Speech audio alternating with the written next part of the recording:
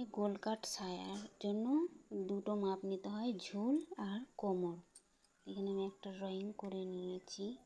এখানে আমার কোমরের মাপটা নেব। তো এখানে আমি ভুল করে 10 করে ফেলেছি। এখানটায় আমরা নেব 5 ইঞ্চি, পট্টিটা 5 ইঞ্চি নেব। আর ঝুলটা নেব আমরা 38। আমার ঝুল আছে 38 আর 2 যোগ করব, তাহলে 40। আমার ঝুল আছে 40, ঝুল 40।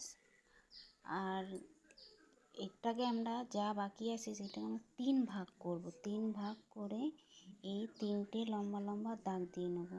এই 3টে সেলাই হবে, এই 3টে শুরু করে সেলাই হবে। গোল কাট সায়ায় এবং সেলাই থাকে। আর এই ধারটা আমরা কোণ করে দেবো, একটু ডাউন করে দেবো, শেপ দিয়ে দেবো, ভালো লাগবে গোল মতো। আর এটা কিন্তু আমরা 4 ভাঁজে কাটবো। কাপড়টা সবসময় যে কোনো জিনিস আমরা জয়েন্ট দিকটা আমরা নিজেদের দিকে রাখবো, 4 ভাঁজে কাটবো। তো দেখো আমার ড্রয়িং করা হয়ে গেছে। সায়াতে এমন কোনো ঝামেলা নেই, সায়ার ড্রয়িংও বেশি নেই, আর লেখাও বেশি নেই, আর সূত্রও বেশি নেই। তো আজকের মতো এইটুকুনি, টাটা। এই যে সায়া যার যতটা ঝুল মেপে নিয়ে